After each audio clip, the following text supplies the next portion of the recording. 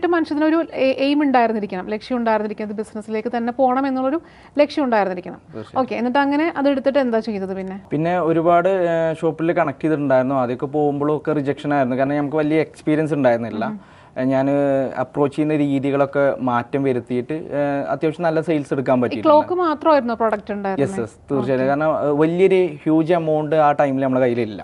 അപ്പൊ ഈ ഒരു ഫീൽഡിലേക്ക് ഇറങ്ങിയത് കൊണ്ടാണോ ക്ലോക്കിലേക്ക് തന്നെ പോയത്? അത് ഒന്ന് അഫോർഡബിൾ ആയിട്ടുള്ള പ്രൈസിൽ നമുക്ക് ചെയ്യാൻ പറ്റുന്നതായിരുന്നു. പിന്നെ ഒരു ഫീൽഡിലേക്ക് കണക്റ്റഡ് ആയിട്ട് ഫസ്റ്റ് സ്റ്റാർട്ട് ചെയ്യാൻ പറ്റുന്നതും ഫണ്ടിലും അത്യാവശ്യമുള്ളത് ചെറിയ രീതിയിൽ നമുക്ക് ചെയ്യാൻ പറ്റുന്ന ഒരു ബിസിനസ് അതായതുകൊണ്ടാണ് ഞാനത് സ്റ്റാർട്ട് ചെയ്തത്. ക്ലോക്സ് ഹോൾസെയിലായിട്ട് എടുത്തു, റീറ്റെയിലായിട്ട് നമ്മളത് സെല് ചെയ്ത് തുടങ്ങി. പിന്നെ അത് എങ്ങനെയായിരുന്നു അതിൻ്റെ ഒരു ഗ്രോത്ത്? അത് നല്ല രീതിയിൽ പോയിക്കൊണ്ടിരിക്കുകയായിരുന്നു. പിന്നെ ഒന്നുകൂടി എക്സ്പാൻഡ് ചെയ്യണം എന്നുള്ള ഉദ്ദേശത്തോടു കൂടി ചെറിയ രീതിയിൽ ഫാമിലിൻ്റെ അടുത്തുനിന്നും ഇതൊക്കെ ആയിട്ട് ഫണ്ട് സ്വീകരിച്ചതിന് ശേഷം ഞാൻ എന്താ വെച്ചാൽ മിക്സർ ഗ്രൈൻഡർ മാനുഫാക്ചറിങ് യൂണിറ്റിനൊക്കെ കണ്ടെത്തിയിട്ട് അവിടുന്ന് നമ്മൾ ഓൺ ബ്രാൻഡിൽ മിക്സർ ഗ്രൈൻഡർ ഇറക്കി സപ്ലൈ ചെയ്യുന്ന രീതിയിലേക്ക്. കേരളത്തിൽ തന്നെയായിരുന്നു? ബോംബെയിൽ പോയിട്ടുണ്ടായിരുന്നു. അപ്പോൾ അവിടുന്ന് കണക്ഷൻ വഴിയാണ് നമുക്ക് ഇന്ത്യയിൽ ഒരു അസംബ്ലിങ് ചെയ്യുന്ന യൂണിറ്റിനായിട്ട് കണക്ട് ചെയ്തത്. അത് ഞാൻ അവരെ പേര് പറയുന്നില്ല, കാരണം എന്താ വെച്ചാൽ അത് എനിക്ക് നല്ല രീതിയിൽ ഒരു എഫക്റ്റ് ചെയ്തിട്ടുണ്ടായിരുന്നു. ഒരു ലോക്കൽ പ്രൊഡക്ട്സുകൾ അഥവാ യൂസ് ചെയ്യുന്നത് മാനുഫാക്ചറിങ് ചെയ്ത് തരുന്നൊക്കെ ഒരു ലോ ക്വാളിറ്റി പ്രൊഡക്ട്സുകളായിരുന്നു. അതിൽ നിന്ന് അത്യാവശ്യം നല്ല ലോസ് വന്നിട്ടുണ്ടായിരുന്നു. കാരണം ഒരു 70 ഏജിൽ 80 ആ ഏജിലാണ് ഈ ഒരു കാര്യങ്ങളൊക്കെ നടന്നു പോകുന്നത്. പിന്നീടാണ് കൊറോണ, അപ്പോൾ ഒന്നുകൂടി എക്സ്പാൻഡ് ചെയ്യണം അല്ലെങ്കിൽ ഓൺ മാനുഫാക്ചറിങ് യൂണിറ്റ് ഒക്കെ വേണം എന്നുള്ളൊരു ഇതിലേക്ക് എത്തിയപ്പോഴാണ് നമ്മൾ മാക്സിമം ഫണ്ട് വേണം, ഒരു 10 CR വേണമെന്ന് പറഞ്ഞിട്ടുണ്ടായിരുന്നു. അപ്പോൾ അത് കളക്ട് ചെയ്യാൻ വേണ്ടിയിട്ട് കുറേ ഇൻവെസ്റ്റേഴ്സിനെ കണക്ട് ചെയ്തിട്ടുണ്ടായിരുന്നു. ഒരു 6 കോടിൻ്റെ ഇൻവെസ്റ്റേഴ്സ് വരെ നമ്മൾ എത്തിച്ചിട്ടുണ്ടായിരുന്നു.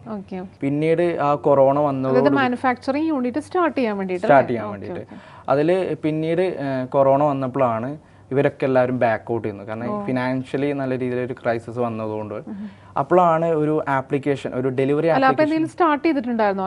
ലൈക്ക് യൂണിറ്റ് സ്റ്റാർട്ട് ചെയ്യാനുള്ള എന്തെങ്കിലും ഒരു സ്റ്റെപ്പ് മൂവ് ചെയ്തിട്ടുണ്ടായിരുന്നു? കമ്പനി രജിസ്ട്രേഷൻ കാര്യങ്ങൾ, ഓഫീസ് കാര്യങ്ങളൊക്കെ സെറ്റപ്പ് ചെയ്തിട്ടുണ്ടായിരുന്നു. കാളികാവ് തന്നെയായിരുന്നു സ്റ്റാർട്ട് ചെയ്തിട്ടുണ്ടായിരുന്നു. അപ്പോൾ അത് ഞാൻ ആക്ച്വലി ചോദിക്കാൻ കാരണം ഈ നിലമ്പൂർ പോലുള്ള സ്ഥലങ്ങളിൽ ഒരു യൂണിറ്റ് ഒക്കെ ഇതിന് മുന്നേ ഉണ്ടോ? ഇങ്ങനത്തെ ഒരു മാനുഫാക്ചറിങ് യൂണിറ്റ് ഒക്കെ മുന്നേ ഉണ്ടായിട്ടുണ്ടോ? നിലമ്പൂരിലൊക്കെ ഉണ്ട് ചെറിയ രീതിയിലൊക്കെ. കാളികാവിൽ അങ്ങനത്തെ വലിയ രീതിയിലുള്ളതൊന്നും ഉണ്ടായിരുന്നില്ല. പിന്നീടാണ് ഈ കൊറോണ വന്നപ്പോൾ ബാക്ക് ചെയ്തപ്പോഴാണ് പിന്നെ ചിന്തിച്ചപ്പോഴാണ് നമുക്ക് എന്താണ് ഒരു ഡെലിവറി ആപ്ലിക്കേഷൻ സ്റ്റാർട്ട് ചെയ്യാം. അതിന് ചെറിയ രീതിയിൽ ഇത് ഈ ഒരു മാനുഫാക്ചറിങ് യൂണിറ്റ് സ്റ്റാർട്ട് ചെയ്യാന്നുള്ള ഒരു ഓപ്ഷൻ ഡ്രോപ്പ് ഔട്ട് ചെയ്തു അല്ലേ? അത് കഴിഞ്ഞിട്ടാണ് പിന്നെ ആപ്പിലേക്ക് വരുന്നത്. തീർച്ചയായിട്ടും. അപ്പോൾ നമുക്ക് അതിൽ കൂടുതൽ എക്സ്പീരിയൻസ് ഉണ്ടായിരുന്നില്ല. അപ്പോൾ പുറത്തുള്ള നമുക്ക് കുറച്ചൊക്കെ അറിയുന്ന ഒരാളായിട്ട് കണക്ട് ചെയ്ത്, ഫണ്ടിനും കുറച്ച് ലിമിറ്റേഷൻസ് ഉണ്ടായിരുന്നു.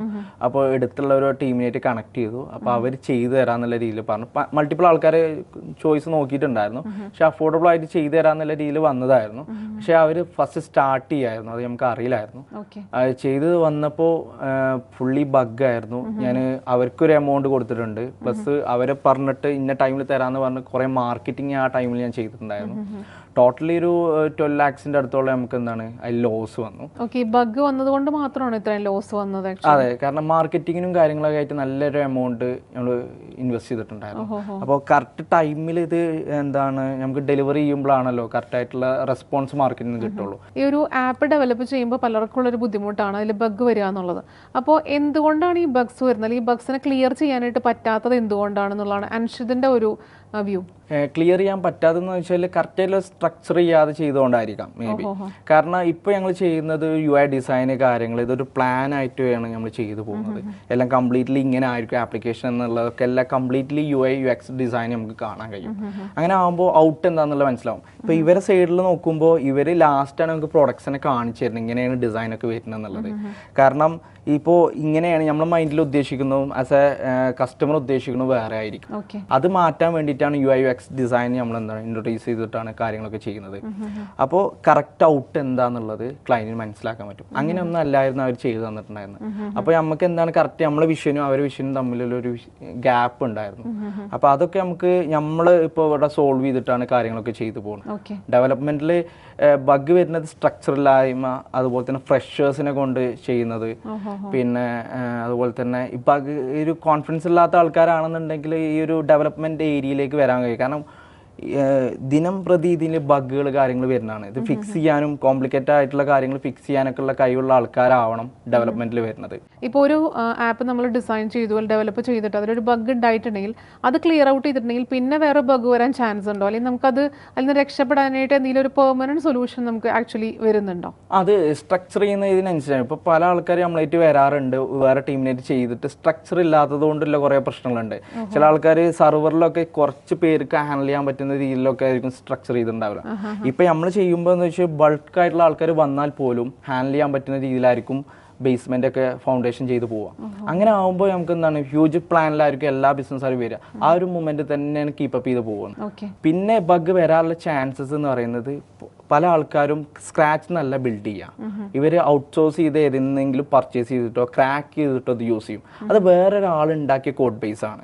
അതൊരിക്കലും നമ്മൾ ചെയ്യുമ്പോൾ ഒരു ഫോർമാറ്റ് ഒക്കെ അതിൽ കൊടുത്തിട്ടുണ്ടാവും. പർച്ചേസ് ചെയ്യുന്നില്ല അതിൽ ഡോക്യുമെന്റേഷൻ ഒക്കെ ഉണ്ടാവും. പക്ഷെ അത് വെച്ചിട്ടായിരിക്കും ഇവർ ചെയ്യുക. അൽഗോരിതം ഫ്ലോ ചാർട്ട് പോലത്തെ ഒരു സംഭവമാണോ ഉദ്ദേശിക്കുന്നത്? അതെ, കാരണം ഇതൊരു ഫ്ലോ ചാർട്ടും കാര്യങ്ങളൊക്കെ ഉണ്ടാവും. ഇന്നത് കാര്യങ്ങളൊക്കെ ഇങ്ങനെയൊക്കെയാണ് ചെയ്യേണ്ടതെന്ന് പറഞ്ഞിട്ട് ഒരു ഔട്ട് എടുക്കാൻ പറ്റുന്ന രീതിയിൽ.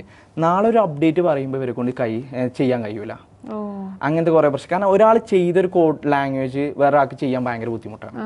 അപ്പൊ കമ്പനികൾക്ക് ആസ് എ കമ്പനി ആയിട്ട് ചെയ്യുമ്പോൾ അതൊരു സ്റ്റാൻഡേർഡ് ഫോർമാറ്റിലാണ് നമ്മളൊക്കെ ഫോളോ അപ്പ് ചെയ്ത് പോകുന്നത്.